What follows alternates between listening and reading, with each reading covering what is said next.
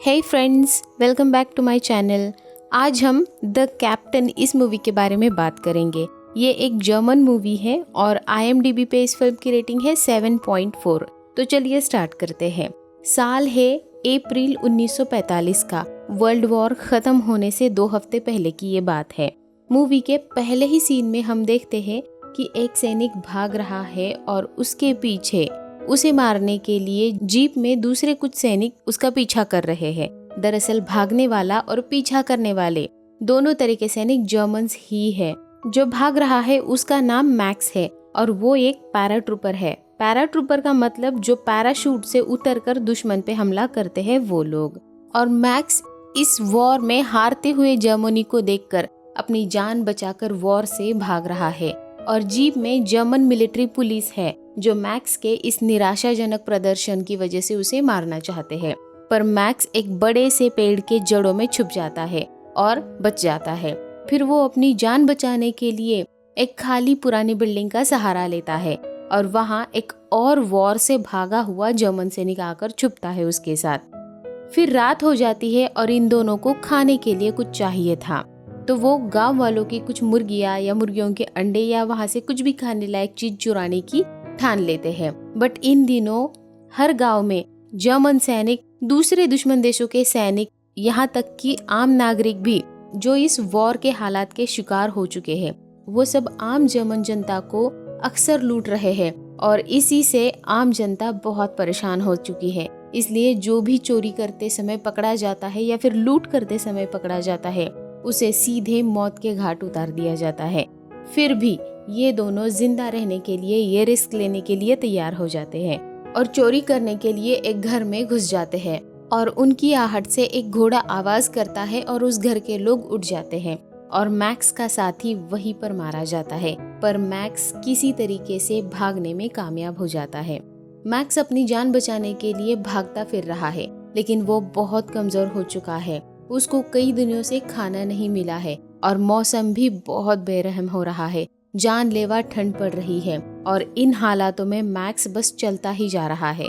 कुछ दूर जाने के बाद उसे एक बंद पड़ी हुई कार दिखाई पड़ती है। छुपते छुपते वो उस कार तक पहुंचता है और देखता है कि उस कार में कोई भी नहीं है, लेकिन उसे वहाँ कुछ खाने को मिल जाता है। फिर वो अच्छे से देखने पर उसे वहाँ पे एक जर्मन कैप्टन का यूनिफॉर्म भी मिल जाता है। तो ठंड से बचने के लिए मैक्स अपने कपड़े और जूते उतारकर ये यूनिफॉर्म पहन लेता है और अब कुछ खाने के बाद और फाइनली कुछ गर्म कपड़े पहनने के बाद मैक्स बहुत अच्छा फील कर रहा है। पर अचानक ये वर्दी मैक्स को एक जान बचाने के लिए भागने वाले की बजाय एक कमांडिंग ऑफिसर का एहसास देती है और मैक्स खुद को इस वर्दी में सशक्त पाता है। ये वर्दी एक विली हेरोल्ड नामक जर्मन एयरफोर्स ऑफिसर की है। फिर कुछ देर बाद वहाँ एक वॉल्टर नाम का जर्मन सिपाही आ पहुँचता है जो अपने यूनिट से बिछड़ चुका था और वो मैक्स को सच में कैप्टन समझ बैठता है और उसे सैल्यूट करता है और रिपोर्टिंग भी करता है। कैप्टन के अंडर ड्यूटी ज्वाइन करने की इजाजत भी मांगता है। मैक्स वॉल्टर से उसके पेपर्स दिखाने के लिए मांगता है और एक असली कैप्टन की तरह पेश आता है। वॉल्टर भी अपने पेपर उसे दिखाता है। हमें यह समझ में आता है कि इन वॉर के हालात में हर कोई एक नेता ढूंढ रहा है जो इन्हें बता सके कि करना क्या है आखिर। फिर मैक्स वॉल्टर को कुछ फल खाने के लिए देता है और वो दोनों भी कार में बैठकर वहां से निकल जाते हैं और मैक्स चुपके से अपने फटे पुराने कपड़े और जूते खिड़की से बाहर फेंक देता है और फिर वो दोनों जा पहुंचते हैं एक गाँव में, वहाँ एक छोटे से होटल में। वहाँ के लोग ऑलरेडी लुटेरों से बहुत ज्यादा परेशान हो चुके हैं, इसीलिए वहाँ इन दोनों का कोई भी खास स्वागत नहीं करता है।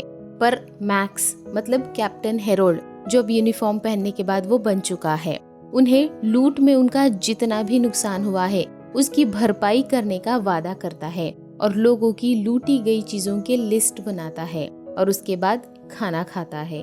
रात में वो लोग एक खाना चुराने वालों को पकड़कर मैक्स के पास मतलब कैप्टन के पास लेकर आते हैं और कैप्टन हेरोल्ड उसे गोली मारकर खत्म कर देता है। अगले दिन कैप्टन हेरोल्ड और वॉल्टर दोनों भी वहां से निकल जाते हैं।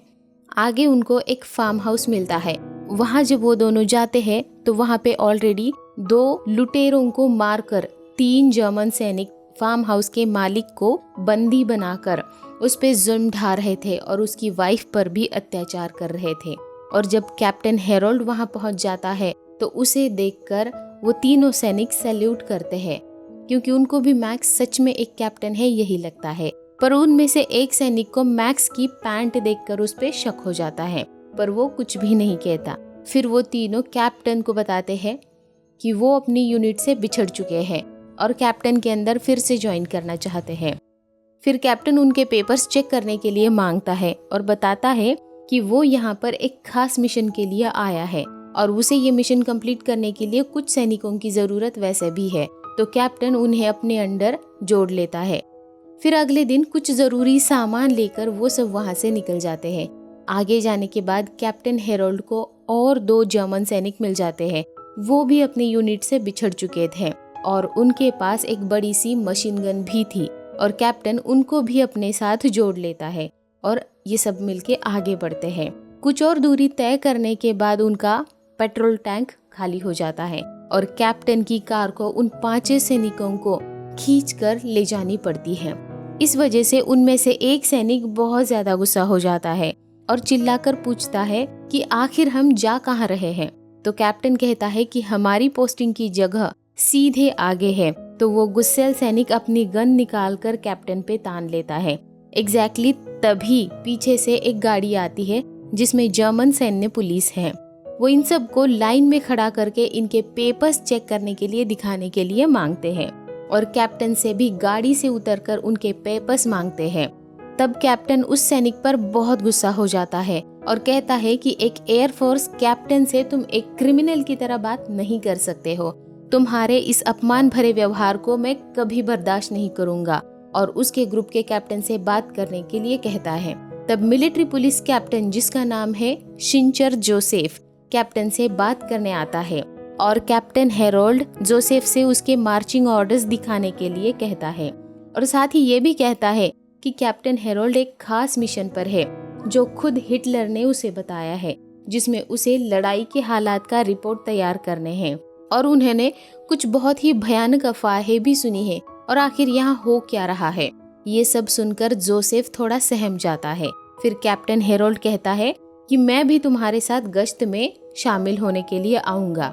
और फिर जोसेफ का ग्रुप और कैप्टन हेरोल्ड का ग्रुप दोनों एक साथ आगे बढ़ते हैं और एक प्रिजनर्स कैंप की तरफ जाने लगते हैं। प्रिजनर्स कैंप में वो कैदी रखे जाते हैं जो वॉर के दौरान दूसरे सैनिकों को पकड़े जाता है और उनको कैद किया जाता है। तो वो ऐसे ही एक प्रिजनर्स कैंप में जा रहे हैं। रास्ते में उन्हें चेक पोस्ट पर कैप्टन जंकर मिलते हैं। वो भी प्रिजनर्स कैंप की तरफ ही जाने वाले थे। सो जोसेफ कैप्टन हेरोल्ड की और जंकर की मुलाकात करवाता है। कैप्टन जंकर को कैप्टन हेरोल्ड पर शक हो जाता है, पर जंकर को याद नहीं आ रहा है कि आखिर उसने हेरोल्ड को उर्फ मैक्स को कहाँ देखा है। दरअसल फिल्म की शुरुआत में कैप्टन जंकर ही वो शख्स है जो जीप में बैठकर मैक्स का पीछा कर रहा था और उसे मार देना चाहता था, लेकिन ये सब याद नहीं आ रहा है फिलहाल जंकर को। फिर वो सब प्रिजनर्स कैंप में पहुंच जाते हैं। तभी वहाँ का एक लीडर, जिसपे इस कैंप के गार्ड की जिम्मेदारी है, वहाँ आता है, जिसका नाम है शूते, और उसे कैप्टन हेरोल्ड को लेकर गलतफहमी होती है। शूते को लगता है कि ये हेरोल्ड इन कैदियों का कोर्ट मार्शल करने के लिए यहाँ पर आया है और इसे कोर्ट ने ही भेजा है, और उन्हें बताना शुरू करता है कि ये कैदी अक्सर यहाँ से भाग जाते हैं, बाहर जाकर लूटपाट मचाते हैं। उन्हें फिर से पकड़कर वापस लाना बहुत मुश्किल काम है। और कैप्टन जंकर भी हेरोल्ड को बताता है कि सारे प्रिजनर्स कैंप के कैदियों को यहीं पर लाया गया है। इन वॉर के हालात में इन्हें संभालना बहुत मुश्किल हो रहा है। साथ ही यहाँ पर सामान और खाने की भी कमी हो रही है, पर इन सब पे पहले मुकदमा चलेगा और उसके बाद इनका कोर्ट मार्शल होगा और तब तक इन सबको संभालना ही होगा। लेकिन तभी जंकर ये भी कहता है कि हमें कोर्ट का इंतजार करने की बजाय इन्हें तुरंत मार डालना चाहिए, क्योंकि ये कैदी भाग रहे हैं, यहाँ से बाहर जा रहे हैं, लोगों को लूट रहे हैं, रेप कर रहे हैं, लोगों को मार भी रहे हैं। इसके अलावा वो जाके दुश्मन से मिलने का खतरा है वो अलग से, और इसके लिए जनता हमसे मदद मांग रही है। तो इन कैदियों को मार डालने का आइडिया शूते को भी पसंद आता है और इस पे अमल करने की सहमति भी दर्शाता है। और फिर कैप्टन जंकर ये जिम्मेदारी कैप्टन हेरोल्ड और शूते पे डालकर उस कैंप से चला जाता है। फिर शूते कैप्टन हेरोल्ड को लेकर कैदियों के पास चला जाता है और उनको कैदियों का इंटरोगेशन करने के लिए वहीं पे छोड़कर वो उस कैंप के वार्डन के पास चला जाता है। फिर शूते के वहां से जाने के बाद हेरोल्ड का एक साथी कैदियों को बहुत मारता है और उनके पास जो भी कीमती चीज है वो सब ले लेता है। मतलब अब कैप्टन हेरोल्ड के लोग इन कैदियों को लूट रहे हैं। इधर कैंप के वार्डन के पास शूते जाता है और उसे कैप्टन हेरोल्ड के बारे में बताता है तो वार्डन चौंक जाता है, लेकिन वो कहता है कि ठीक है, मैं उससे मिलने आ रहा हूँ। फिर इधर तब तक कैप्टन हेरोल्ड और शूते कैदियों को मारने के लिए गड्ढा खोदने का ऑर्डर दे चुके थे। उन सब कैदियों को एक गड्ढे में खड़ा करके मार देंगे जिससे कि उन्हें दफनाने में आसानी हो जाएगी। जब ये गड्ढा खोदते हुए कैंप का वार्डन देखता है तो तुरंत कैप्टन हेरोल्ड के पास आ जाता है और उससे जवाब मांगता है। सबसे पहले उसे क्या अथॉरिटीज है इसके बारे में पूछता है और फिर उसके पेपर्स चेक करने के लिए मांगता है। तब हेरोल्ड कहता है कि मुझे हर डिसीजन लेने की अथॉरिटी है और ये अथॉरिटी मुझे खुद हिटलर ने दे रखी है। फिर वार्डन कहता है कि ये सब तुम्हें तुरंत रोकना होगा क्योंकि मुझे हायर अथॉरिटीज से ऐसा कोई भी इंफॉर्मेशन या ऑर्डर नहीं मिला है और मैं अभी सीनियर से कांटेक्ट करके कंफर्म कर लूंगा कि तुम्हें यहाँ आखिर किस लिए भेजा है। फिर वार्डन डॉक्टर थेल नामक अपने सीनियर ऑफिसर से कांटेक्ट करता है और कैप्टन हेरोल्ड के बारे में बताता है तो डॉक्टर थेल उन्हें कल तक के लिए रुकने को कहता है। तब तक वो वहाँ कोर्ट अथॉरिटीज से पूछताछ करके खुद कैप्टन हेरोल्ड के पेपर्स चेक करने के लिए प्रिजनर्स कैंप में आएंगे। ये सुनकर हेरोल्ड वहाँ से गुस्से में चला जाता है। फिर शूते गल्टर नामक एक ऑफिसर से कांटेक्ट करता है जो कि जस्टिस डिपार्टमेंट में काम करता है और शूते और कैप्टन हेरोल्ड उन्हें यकीन दिलाने में कामयाब हो जाते हैं कि हेरोल्ड को खुद हिटलर की तरफ से अनलिमिटेड अथॉरिटीज हैं और वो यहाँ जो भी कर रहा है वो सब सही है। उसके बाद वार्डन को जस्टिस डिपार्टमेंट से एक कॉल आ जाता है जिसमें गल्टर जो जस्टिस डिपार्टमेंट से है वो वार्डन को हेरोल्ड को ना रोकने के आदेश देता है और उसके बाद कैप्टन हेरोल्ड और शूते कैदियों को मारने की कार्रवाई शुरू करते हैं। वो 30 कैदियों के 3 ग्रुप्स बनाते हैं और उन्हें एक गड्ढे में खड़ा कर उन पे बड़ी मशीन गन से फायर करने लगते हैं, पर बीच में ही उनकी मशीन गन जैम हो जाती है और वो सब अपनी गन्स निकालकर अपने हाथों से ही सब लोगों को शूट करने लगते हैं। यहाँ पे वॉल्टर बहुत इनोसेंट दिखाया गया है और वो ये सब देख नहीं पा रहा है। ये बात हेरोल्ड नोटिस करता है और वो जो भी कर रहा है इसलिए कहीं ना कहीं शर्मिंदगी महसूस करता है। इसीलिए हेरोल्ड वॉल्टर को भी उन जैसा जानवर बनाना चाहता है। इसीलिए हेरोल्ड वॉल्टर को बुलाता है और कैदियों को मारने के लिए कहता है।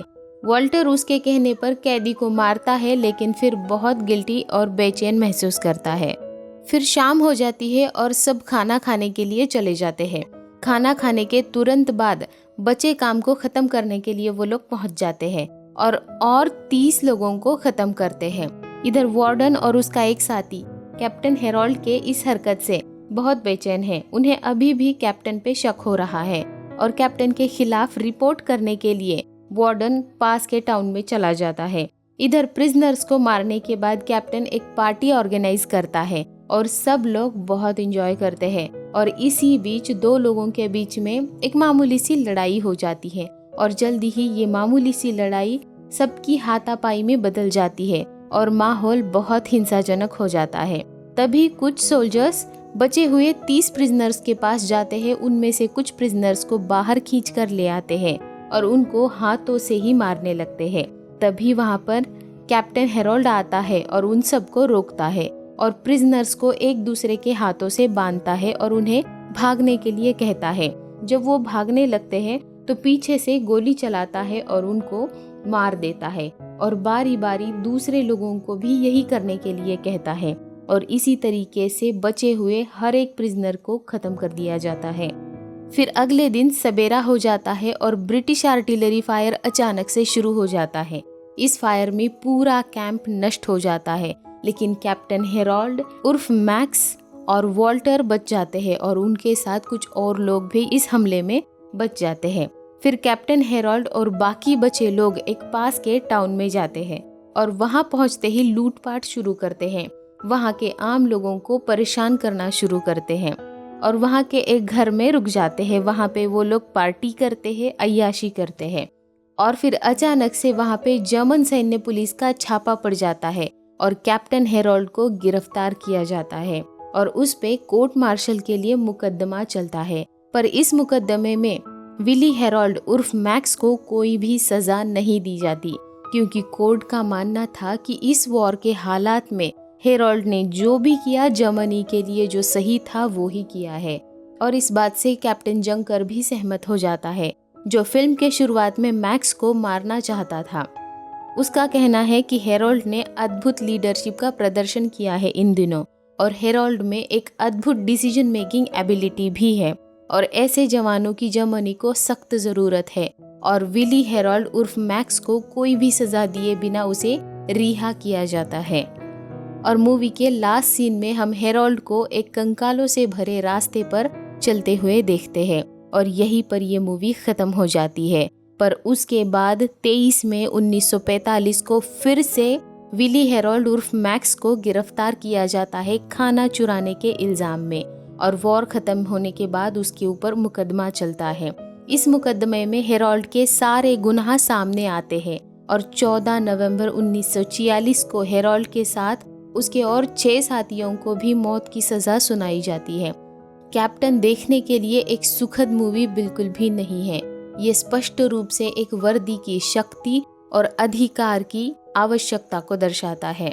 सबसे महत्वपूर्ण बात यहाँ ये है कि कैप्टन स्पष्ट रूप से जर्मन सैनिकों की अंधनिष्ठा और कट्टरता को दर्शाता है।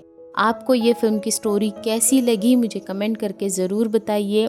ऐसी ही और अच्छी मूवीज़ की स्टोरी के लिए चैनल को लाइक करिए, सब्सक्राइब करिए और अपने फ्रेंड्स के साथ शेयर भी करिए। And finally thanks for watching. Bye bye.